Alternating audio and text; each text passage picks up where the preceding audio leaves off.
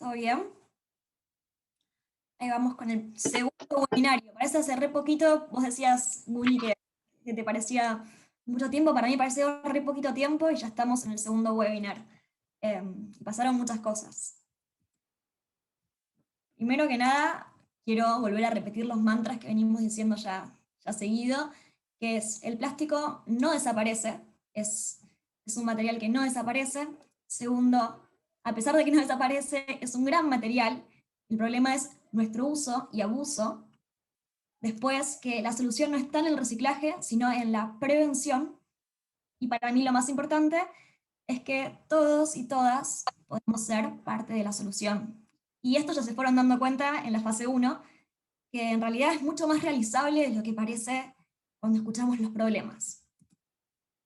Volviendo a la consigna 4, que es la que ya hicieron, la verdad es que me quedé súper sorprendida, lo bien que la ejecutaron, lo claros que fueron con los objetivos que tienen por semana, y lo bien que se distribuyeron por grupos. Me parece que todo el mundo estaba haciendo algo en cada grupo, no había alguien que acaparaba todos los puntos, pero me pareció muy bien ejecutado. Pero bueno, a lo que nos compete hoy sería superación de obstáculos, storytelling y los próximos pasos. Bueno, en la fase 2 vamos a ver realmente cómo funciona en acción nuestro proyecto. Porque ya la fase 1 fue increíble porque fuimos pensando, fuimos haciendo un prototipo, viendo a ver cómo se podía implementar, teníamos toda la idea en nuestra cabeza, pero después cuando la llevamos a la acción, nos damos cuenta que quizás no sale tal cual como lo planificamos. Esto es un poco la planificación, esto es un poco lo que es el camino. Pero lo importante es que las dos flechas van para el mismo lugar, las dos flechas tienen el mismo norte. Y eso es lo importante en la implementación, tener en claro hacia dónde queremos ir. Para eso pusimos el objetivo, para eso pusimos la estrategia, pero la implementación posiblemente tenga sus baches y sus obstáculos.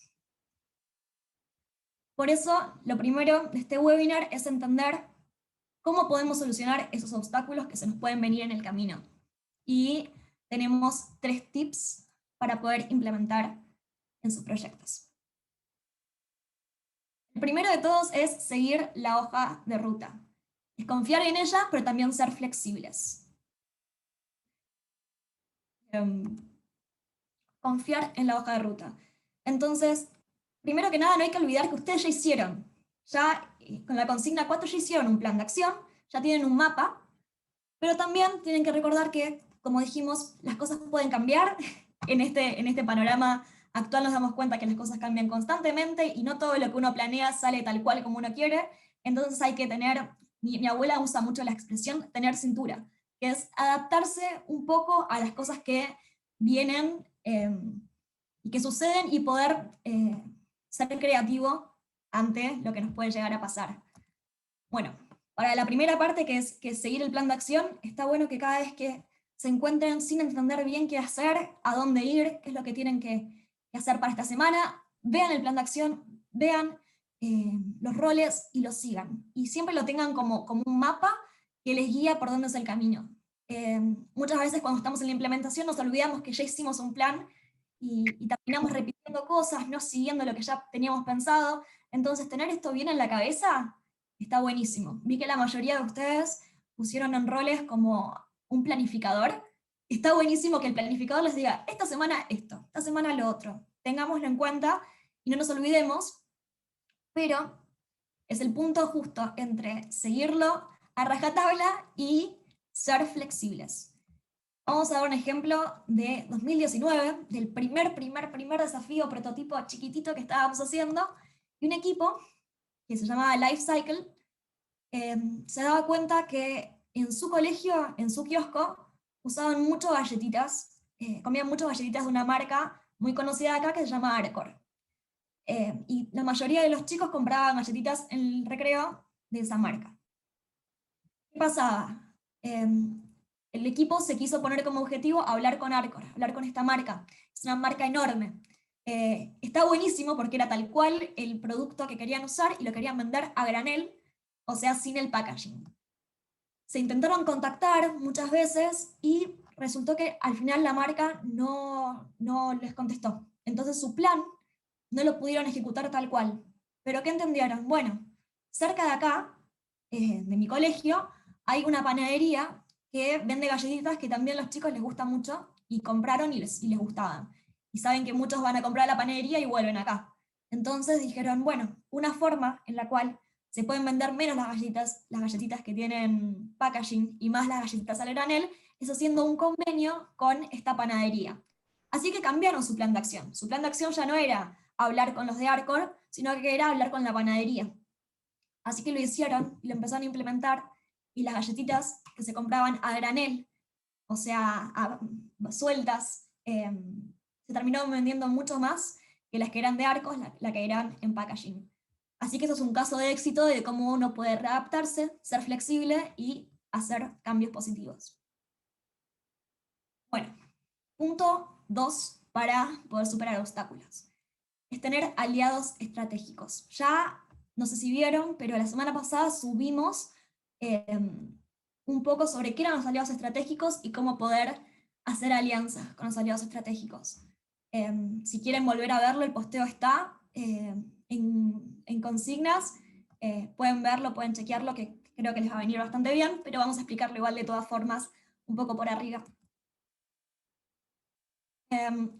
Esto que hablamos antes de poner foco en la comunidad, ahora se vuelve real. Antes era un número, la comunidad es un número, tanta cantidad de personas, ahora es real. Pero para llegar a esta comunidad de una manera más fácil, hay que entender quién es mi aliado estratégico. Puede ser uno, o puede ser dos, o puede ser tres, y a veces simplemente mi rol es unir estas puntas, y a veces tengo que yo colaborar activamente con este aliado estratégico. Vamos a dar otra vez el ejemplo de Life Cycle, el de azul. Me fue. El de los aliados estratégicos de Life Cycle, que es este ejemplo que hablábamos de las galletitas, su comunidad era la escuela y el kiosco de la escuela. Entonces el aliado tenía que ser el kiosco, por un lado, y por otro lado, la panadería del colegio. Entonces, su rol empezó siendo hablar con el kiosco, ver cuánta gente consumía, gracias al kiosco pudo entender un montón de cómo era el problema en sí, y después el aliado estratégico era la panadería. Entonces, lo que tuvo que hacer Lifecycle es armar como un convenio entre la panadería y el kiosco para que semanalmente la panadería le lleve galletitas al kiosco.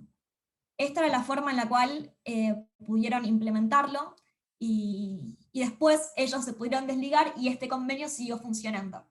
Pero también puede ser que tengan solamente un aliado estratégico y que tengan que hablar con solamente un aliado, y si es así, está bueno que tengan las herramientas para poder llevarlo a cabo. Esto me parece que sirve para el proyecto, pero sirve para la vida. A mí siempre me costó un montón más de empezar a hacer estas cosas, de alianzas, de cómo le hablo a la gente que le quiero hacer una propuesta.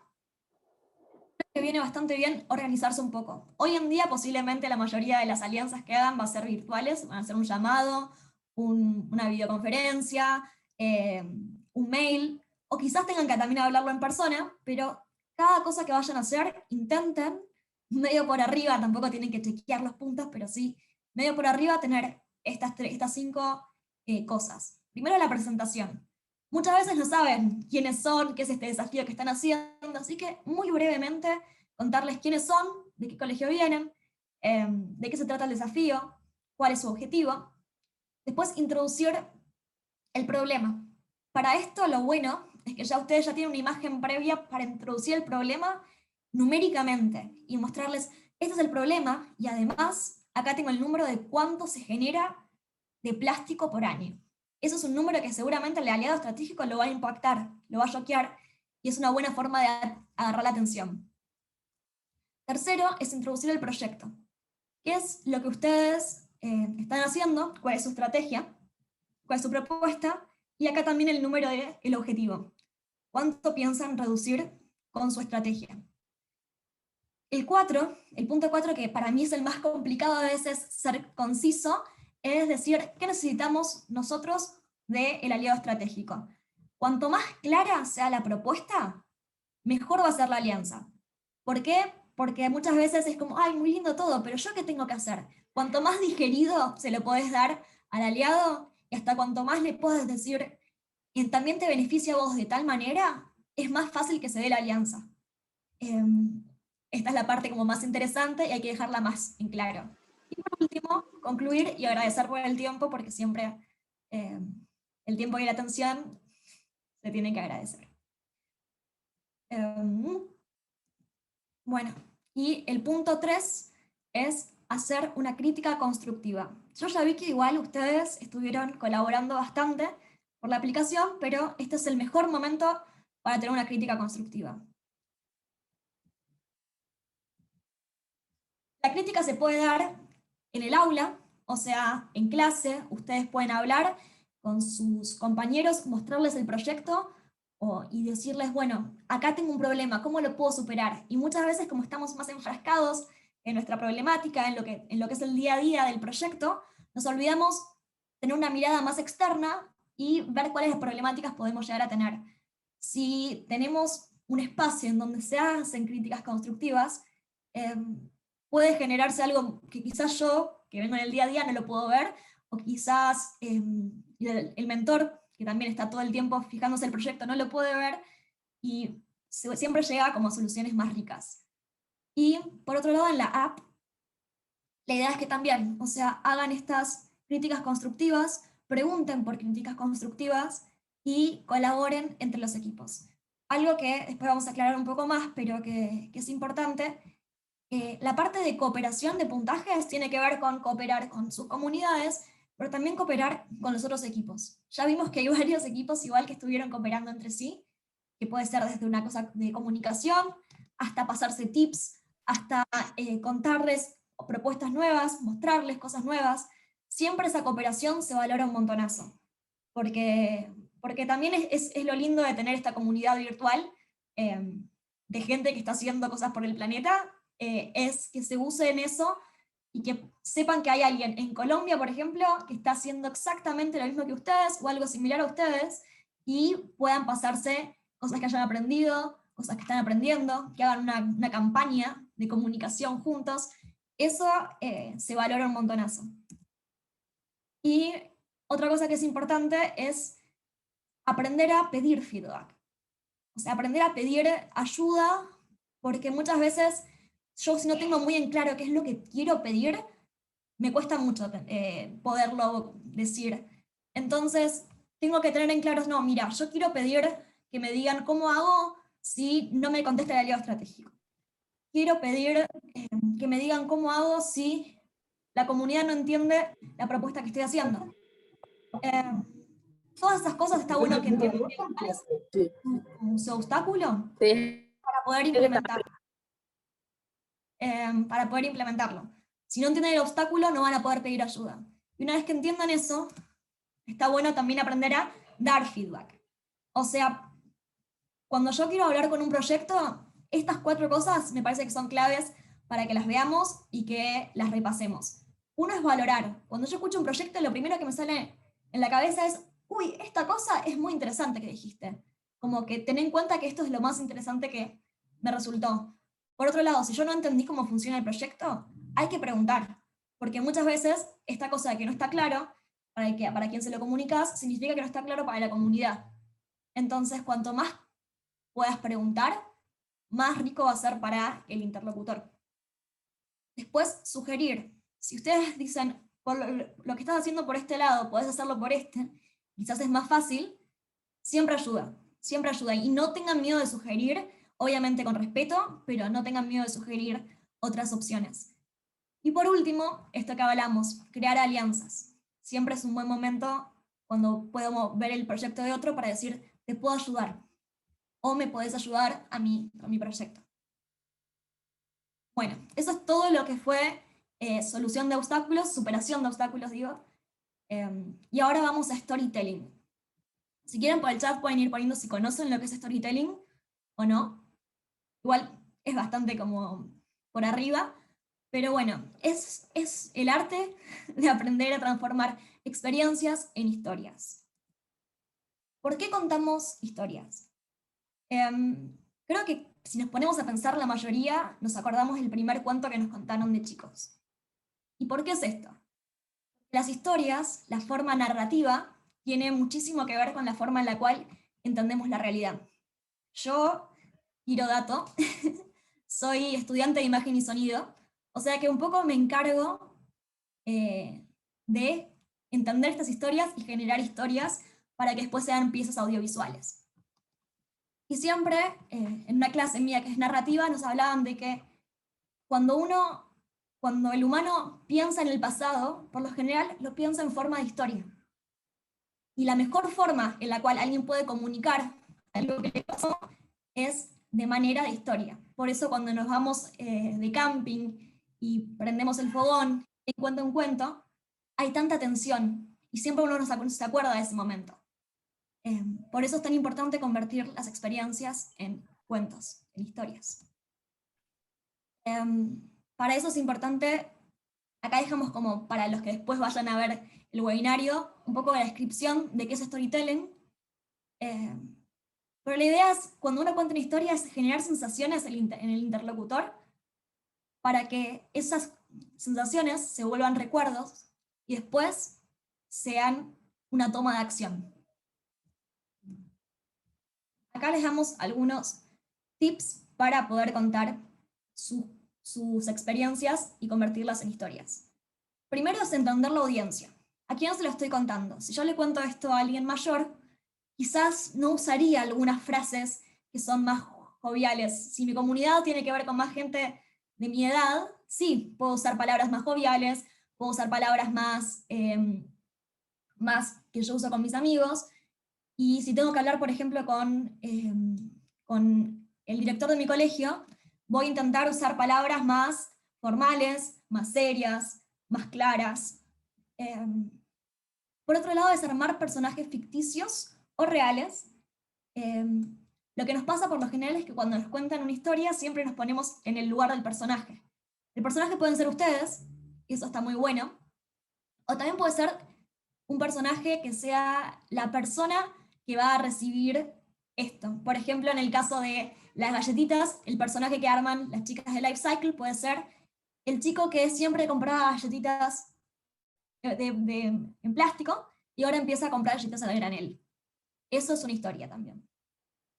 Por otro lado, cuando venimos hablando de superación de obstáculos, siempre decimos que hay que superarlos, que a ver cómo podemos hacer para que ya funcione, pero nunca nos focalizamos en que en el obstáculo en sí hay una historia. Todos los cuentos tienen inicio, nudo y desenlace. El nudo es la parte interesante en algún punto. Entonces, que contar los conflictos también generan empatía. Y por último, va esto de hacerlo personal.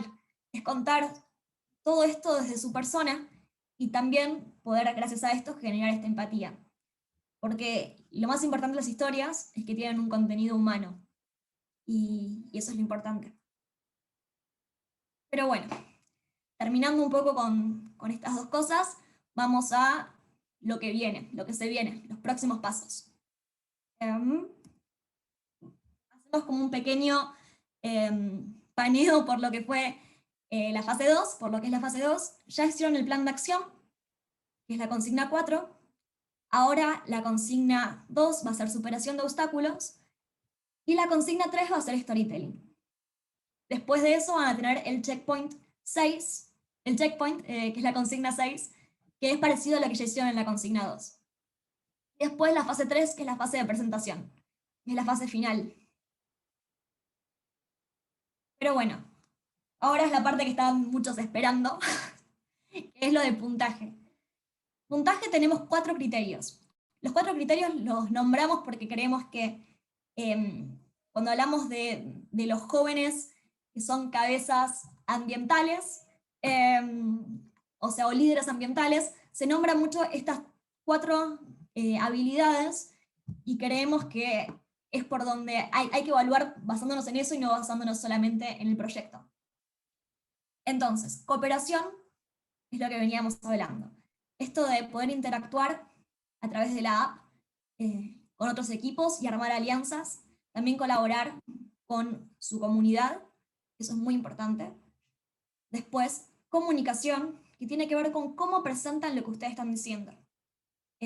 Cómo presentan el formato, qué imágenes usan, cómo cuentan. El storytelling también es comunicación, es una estrategia de comunicación, por ejemplo. También cuando ustedes escriben sus posteos y están súper claros, están súper especificados, o sea, ponen punteos, aclaran bien lo que están diciendo, eso es comunicación también. Después, el impacto, que es lo que ustedes estuvieron haciendo más que nada en el Forms, es esto de comunicar cuál es mi imagen previa, cuál es mi objetivo, y también tiene que ver con elegir la comunidad bien específica, con elegir una estrategia muy clara que no sea de reciclaje y que además de eso, de no ser de reciclaje, que tengan acción ustedes sobre eso, que no sea solamente concientizar, sino también sea un cambio fijo en la comunidad, cambio de, como decíamos, cambio de operaciones, rediseñar operaciones.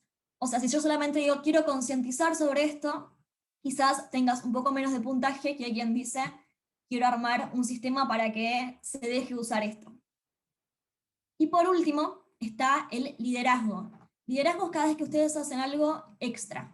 Cuando suben algo primero, cuando hacen posteos extra, cuando hacen algo que se destaca completamente y es cuando hacen más de lo que les pedimos en algún punto, eh, porque el entusiasmo para mí es clave para, para estos líderes ambientales que se vienen y que cada vez vemos más.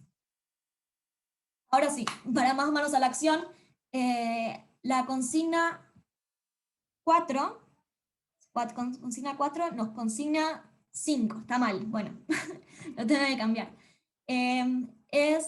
Ustedes tienen que comunicar cuáles son sus obstáculos y cuáles son sus aliados estratégicos. Ya más o menos vimos esto de los obstáculos, qué puedes basarles, pero estaría bueno que ustedes determinen un obstáculo que tienen ahora o que sientan que van a llegar a tener y cómo lo van a resolver.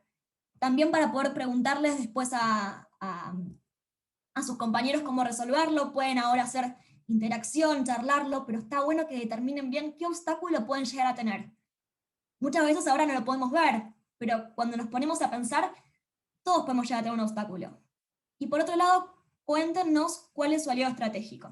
Y si quieren contarnos cómo les hablaron, cómo se comunicaron con ellos, si tuvieron alguna respuesta, también. Además de esto, ustedes tienen que comunicarnos qué vienen haciendo en la fase. Sabemos que cada semana tienen cosas que hacer, que nos cuenten cómo les fue en eso, y nada, tenemos ganas de saber cómo van avanzando. Estuve hablando mucho, eso es todo lo que fue el webinar, pero me encantaría escucharlos a ustedes, contarnos cómo vinieron y cómo les fue.